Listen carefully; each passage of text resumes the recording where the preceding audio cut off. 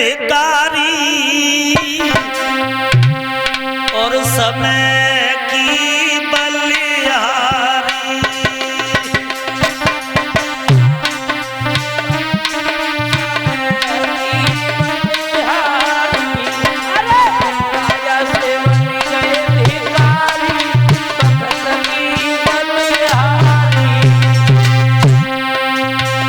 भैया राजा से हुई गए भिखारी, समय की बलिहारी। राजा से गए भिखारी, भगत तेरी बलिहारी। राजा से गए भिखारी, भगत तेरी बलिहारी।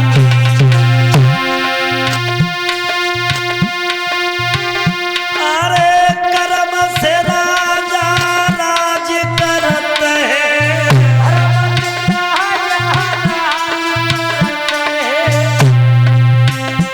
अरे कर्म से बन गए भिखारी, समय की बलिहारी। कर्म से गए भिखारी, भगत तेरी बलिहारी। भैया गए भिखारी, भगत तेरी बलिहारी। अरे समय बुरो है हरिचंद्र को,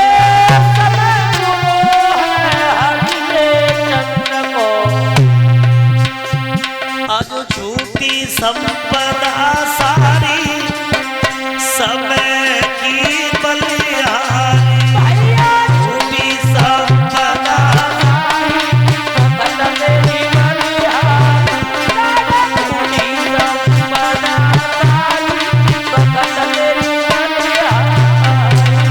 राजा से बन गए भिखारी, वक्त की बलिहारी।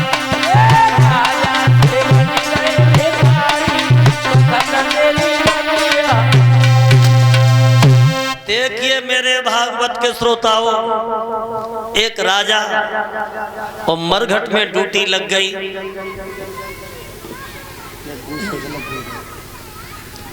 और जब मरघट में ड्यूटी लग जाती है, मरघट में जो लाशें आती है करका टका लेकर के ही जलाते हैं। और उधर जो ब्राह्मणी के घर में रानी तारा थी, रानी तारा से एक दिन ब्राह्मणी ने कहा कि तारा आज एकादशी का व्रत है, और एकादशी के व्रत वाले दिन हमारे यहाँ ठाकुर जी की पूजा होती है, तो आज अपने बेटा से कहो कि ठाकुर जी की पूजा के लिए बगिया से फूल तोड़ करके ले आए। मैया तारा ने पास में बुलवाया और कहा लाला आदेश है ब्राह्मणी का कि आज ठाकुर जी की पूजा है, आप जंगल में चले, वो वन में चले। इन बच्चों को शांत करो बच्चे। भक्तों आज हुआ क्या, रानी तारा छपरिया देती अपने बेटा को जब भेजती है, तो जब रोहितास चला तो कपटी विश्वामित्र को मालूम पड़ गया कि बच्चा जा रहा है बाग में।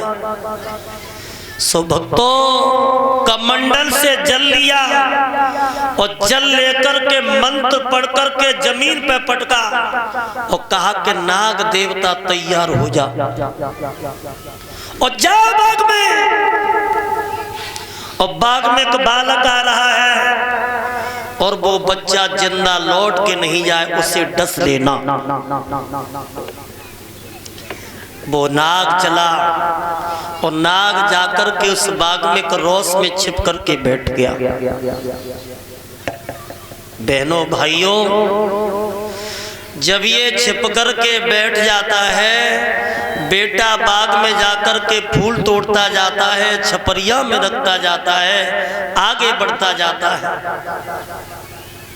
उसे क्या पता था कि आज मेरा अंतिम समय है और आगे बेड़ा पर वो पुत्र बढ़ा तो भक्तों रोस में नाग छिप करके बैठा था। जैसे ही रोहितास ने उस फूल के लिए हाथ डाला, उस नाग ने बेटा को उंगली में डस लिया और जब उंगली में डस लिया रोहितास चिल्लाने लगा, मां मैया मुझे बचाओ। और मैया मैया कह के वो जहरीला नाग था, शरीर में जहरी जहर हो गया, मुंह से झाग निकल गया और मैया मैया कह के बेटा ने अपने प्राण छोड़ दिए। लेकिन मैया को क्या पता कि मेरा बेटा बाग से लौट के आ रहा होगा। लेकिन भाइयों, कपटी विश्वामित्र ने आकर के काशी में आवाज लगा दी है,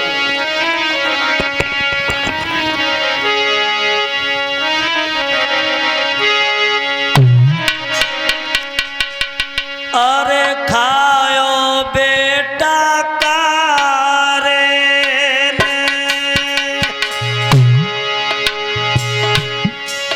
काऊ को रे, खायो बेटा का रे काऊ को रे, धरने गिरो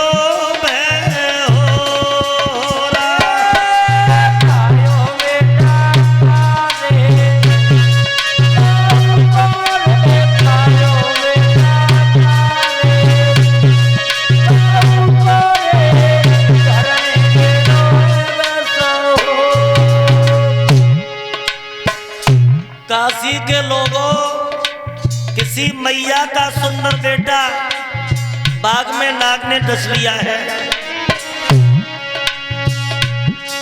अरे खायो बेटा का रे काऊ को रे, खायो बेटा का रे काऊ को रे, रहो जहर बिसहो।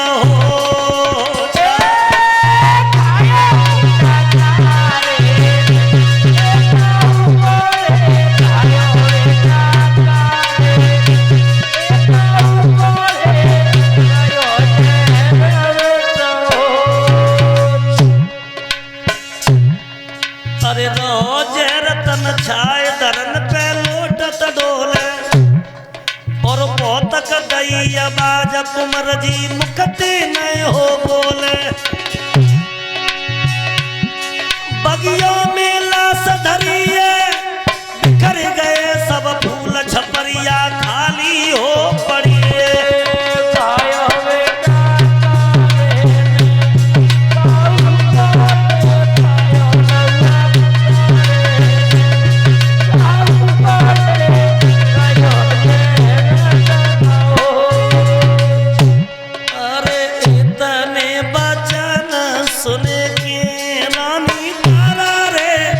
इतने बचन सुने के रानी तारा रे गई द्वार पे हो।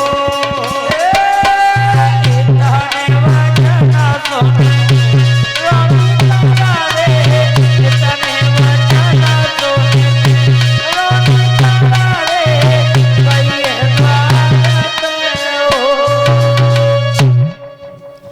काशी के लोगों, किसी मैया का सुंदर बेटा बगिया में फूल तोड़ने के लिए गया था। उस बच्चे को नाग ने डस लिया। वो मैया जाके देखे, माता जब मैया को ये मालूम पड़ जाए कि मेरे पुत्र को नाग ने डस लिया तो उस माँ की क्या हालत होगी।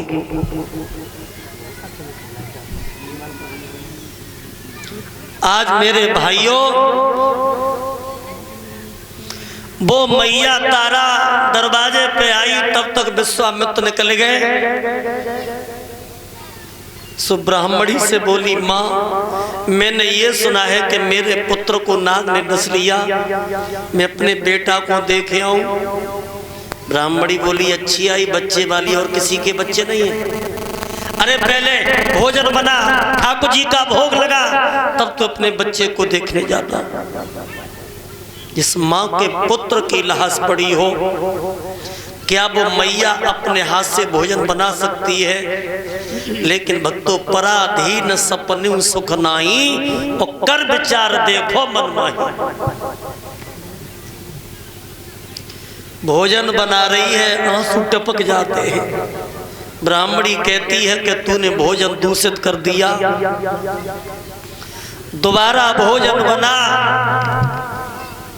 मेरी माता बहनों भाइयों, आज वो भोजन बना करके ठाकुर जी का भोग लगाती है और कहती है माँ अब तो चली जाऊं। जवाब दिया जल्दी जा, लौट के तभी आना,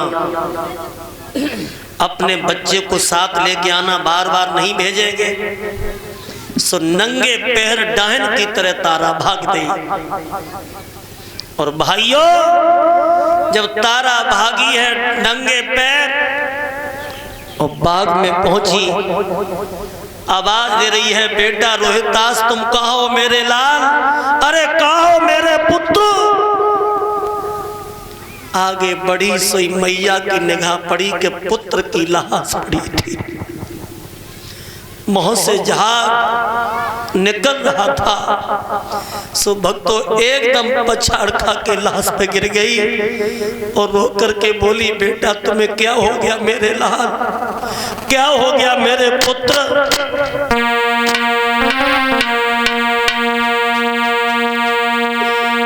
आज भक्तों आधी साड़ी फाड़ के अपने बेटा के कफन